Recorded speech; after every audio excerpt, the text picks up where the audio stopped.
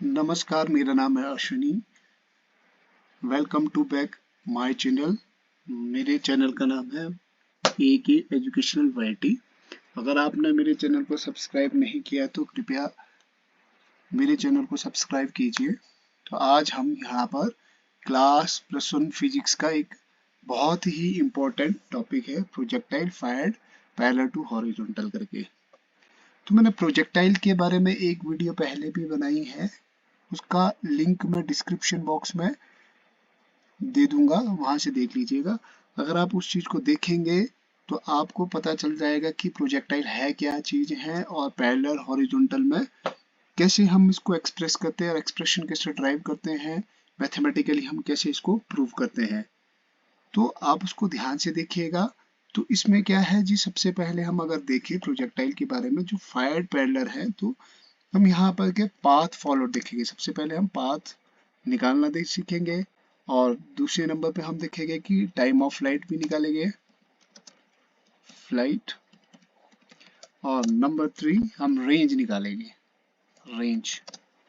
तो देखिए, ये तीनों टॉपिक के बारे में हम यहाँ पे डिस्कस करने वाले हैं। तो हम इसको मैथमेटिकली प्रूव करने वाले हैं कि पाथ कैसा होता है प्रोजेक्टाइल का। तो पिछली वीडियो में भी मैंने आपको बोली थी बात कि पाथ जो है किस तरीके का होता है। अगर ये वीडियो आपको अच्छी लगे तो इसको आप ज़्यादा से ज़्यादा शेयर करें और इस वीडियो को पूरी तरीके से ध्यान से देखना है और स्किप मत कीजिएगा।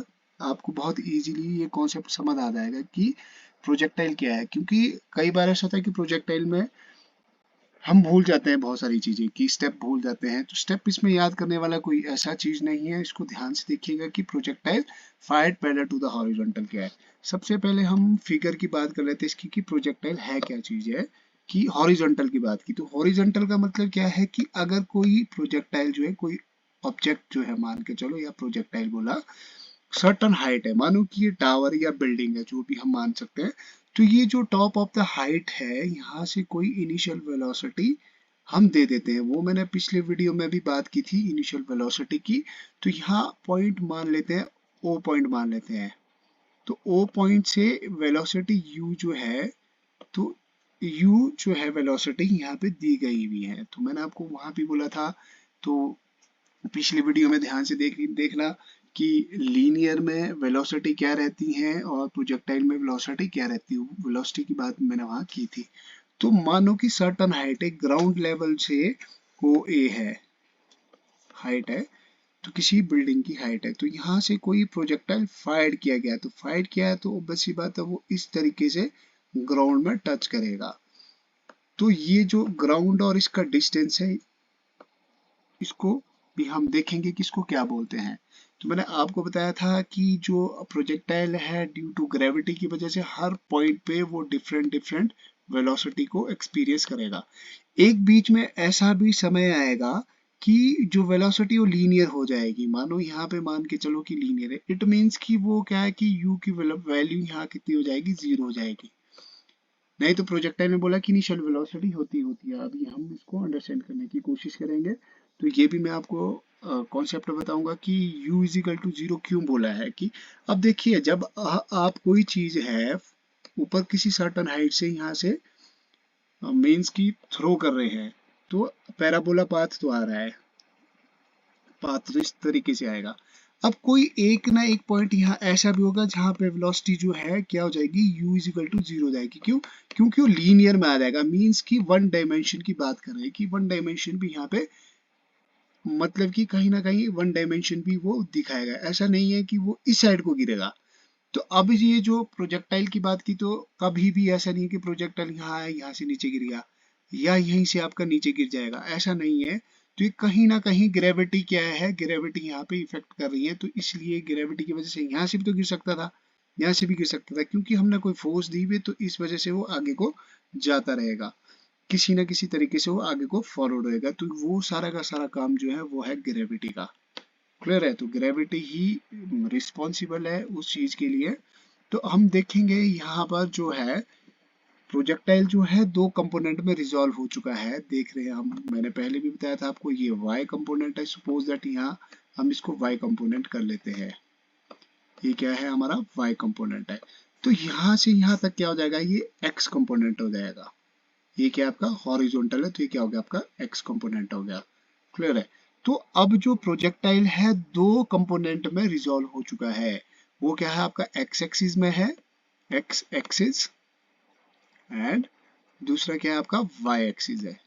सेकंड है आपकी y एक्सिस, y एक्सिस है। तो ये तो हमको पहले ही पता चल गया है कि जो आपका प्रोजेक्टाइल है उसने एक्सपीरियंस किया दो कंपोनेंट में, कि वाई कंपोनेंट में भी था। वाई कंपोनेंट में खुद दिख रहा है कि जो प्रोजेक्टाइल है वाई की ओर भी नीचे मूव करता रहेगा वर्टिकली भी। तो मैंने बोला कि जब इनिशियली वेलोसिटी दी तो इट मीन्स कि ये क्या है कि हॉरिजॉन्टल पाथ को भी फॉलो कर रहा है। तो इट मीन्स कि यहाँ अगर हम माने, आपको क्या करना है जब भी प्रोजेक्टाइल आपको क्वेश्चन पेपर में आए तो सबसे पहले आपने ये साइंस जो है लिख लेने हैं कि आपके पास क्या क्या चीज इसमें है। सबसे पहले फिगर बना ली, तो आप देखेंगे हम कि u ऑफ x जो है इनिशियल वेलोसिटी वो कितनी है, u मानी है हमने। वो कितनी मानी हमने, u मानी है। तो मैंने यहाँ ऊपर भी लिखा और पिछले वीडियो में भी मैंने आपको बताया था।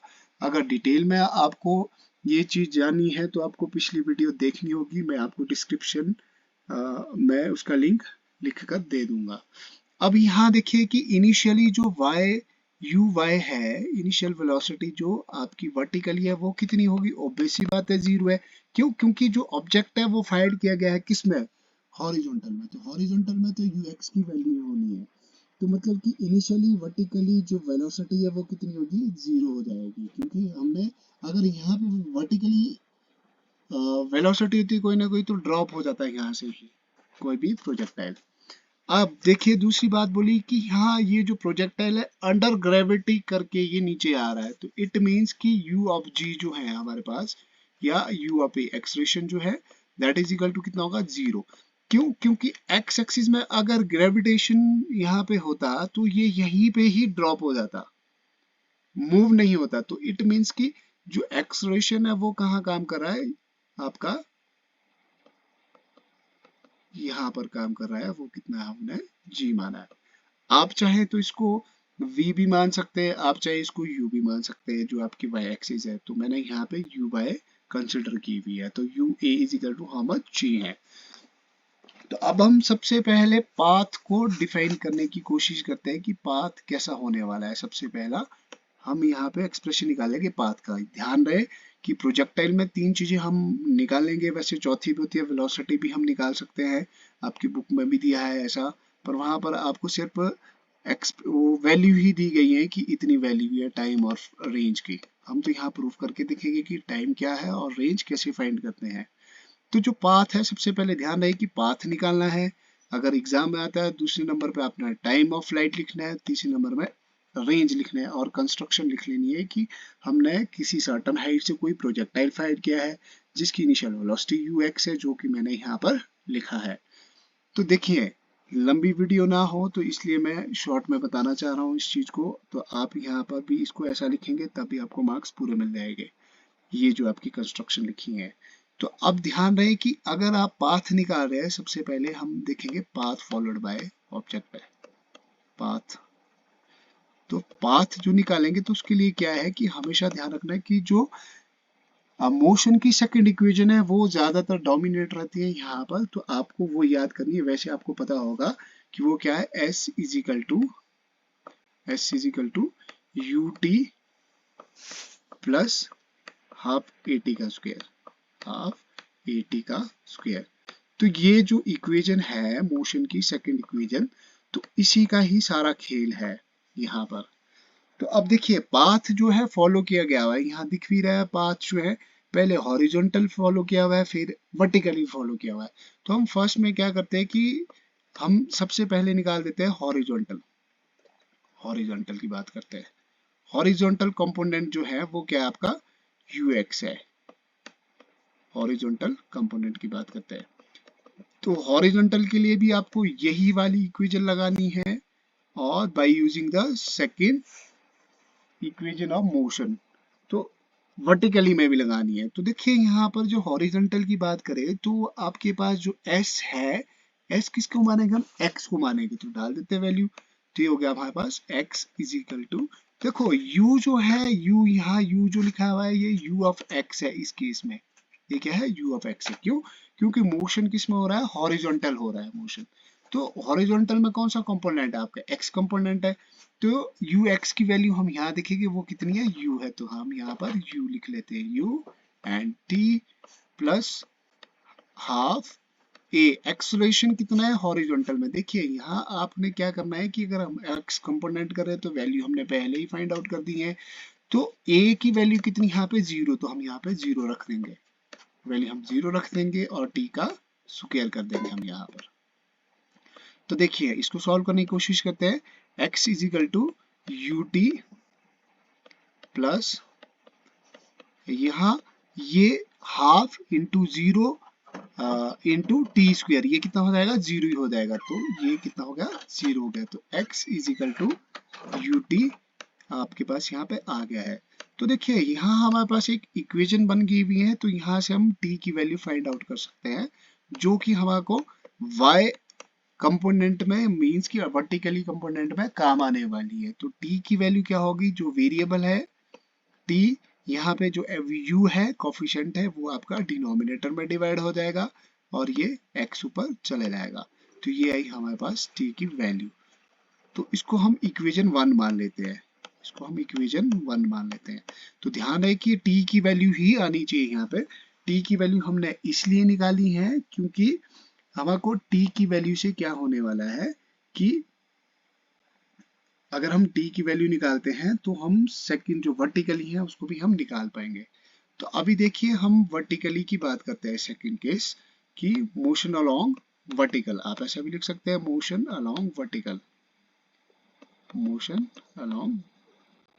Along vertical. वर्टिकल की बात कर लेते हैं। तो वर्टिकल में क्या होता है, ध्यान से देखिए। तो हम इक्वेशन तो क्या लगाएंगे, यही वाली लगाएंगे। तो कैसे लगाएंगे इसको, s is equal to u of y, यहाँ हम u ऑफ y कर लेंगे प्लस हाफ at का स्क्वायर, हाफ at का स्क्वायर। तो देखिए आप यहाँ जो मैंने यू वाई लिखा है, आप यहाँ पे v भी लिख सकते हैं। तो यहाँ आपको v लिखना पड़ेगा कि v is equal to 0 and v a is equal to g। तो हमने जब कंसिडर यही किया तो हम ऐसा कर सकते हैं। तो यहाँ पे s जो है, अब किसकी बात कर रहे हैं हम, वर्टिकली। तो s क्या हो जाएगा आपका, y हो जाएगा। तो यहाँ लिख लेंगे हम y is equal to how much, u y कितना है हमारे पास इनिशियल में। तो देखिए यहाँ पे कितना है, 0 है। तो कितना हो गया हमारे पास यहाँ पे 0 and u t, here is the t u t plus half a की वैल्यू कितनी है हमारे पास यहाँ पे, देखिए y के लिए जो वैल्यू हमने g ली है तो ये क्या है, g है। तो यहाँ लिख लेंगे हम g t का स्क्वायर, क्योंकि हमारा t का स्क्वायर। तो y की वैल्यू कितनी आती है देख लेते हैं, y is equal to how much, ये 0 into t is equal to 0 हो जाएगा। तो बच गया हमारे पास हाफ जी टी का स्क्वायर, जी टी का स्क्वायर। ये आ गई हमारे पास इक्वेशन सेकंड। तो इसको मान लेते हैं हम इक्वेशन सेकंड मान लेते हैं। आप इसकी स्क्रीनशॉट भी ले सकते हैं, ज़्यादा अंडरस्टैंड हो इसलिए मैं वीडियो में अपना फेस नहीं दिखा रहा हूँ ताकि स्क्रीनशॉट में आपको दिक्कत ना हो। तो अब क्या करेंगे हम कि substituting the value of first in equation number second में डाल देते हैं। तो y is equal to how much, ये लिखना है यहाँ पर कि by substituting the value of t in equation second. तो हाफ g की वैल्यू है x upon u and t का स्क्वायर हो जाएगा यहाँ पर। तो देखिए तो t की माफ कीजिएगा, t की वैल्यू हमारे पास ये हाफ g का कितना जाएगा स्क्वायर, g भी है साथ में। तो ये हो गया हाफ g का x का स्क्वायर हो जाएगा, x का स्क्वायर सॉरी। तो ये हो गया y is equal to how much, 1 upon 2g x square upon u square, x square upon u square. देखिए ये दोनों का स्क्वायर था, होल स्क्वायर है तो इट मीन्स कि दोनों का स्क्वायर है। तो देखिए हर जगह पे ग्रेविटी है वो भी कैसे रहने वाली है, कांस्टेंट रहने वाली है। अब ऐसा नहीं है कि ग्रेविटी यहाँ पे कांस्टेंट है और वेलोसिटी भी जो थी वो भी कैसी है, कांस्टेंट है। अगर मैं इसको यहाँ पर y इजिकल टू कितना करूं कि ये सारी की सारी चीजें हाफ जी को भी कांस्टेंट ले लूं, तो इसको मैं इसकी जगह लिखूं c, तो that is equal to c x का स्क्वायर। तो ये जो है हमारे पास, ये आ गया हमारे पास पाथ फॉलोड बाय ऑब्जेक्ट कि y जो है किसके बराबर है, एक्स स्क्वायर के बराबर है, जिसको बोलते हैं पैराबोला। ये होता है पैराबोला। तो ये मैथमेटिकली है एक्सप्रेशन कि अब क्या होता है पैराबोला में कि अगर कोई टर्म जो है दूसरी साइड में क्या होगा, स्क्वायर होता है, तो इट मींस ये क्या है, लेफ्ट हैंड साइड y था, दूसरी साइड स्क्वायर है, वो क्या होता है पैराबोला। तो ये जो शेप है वो कैसी है, पैराबोला शेप है। तो अगर मैंने बोला y is equal to x की बात की मैंने, y अगर x के बराबर होता तो ये क्या था, लीनियर था। ये कैसा था, लीनियर, क्योंकि इस पे रेज टू पावर कितनी है, यहाँ भी 1 है, यहाँ भी 1 है। अगर रेज टू पावर 2 हो जाएगी तो इट मींस ये क्या है, हमारे पास पैराबोला है। तो यही हमने प्रूफ करना था। तो ये path followed that is a parabola. तो नेक्स्ट हम यहाँ पे टाइम ऑफ फ्लाइट बात करेंगे। मैं आपको जल्द से जल्द नेक्स्ट वीडियो भी अपलोड करके बताऊंगा टाइम ऑफ फ्लाइट जो है कैसे फाइंड करते हैं। आई होप कि आपको मेरी वीडियो ये अच्छी लगे।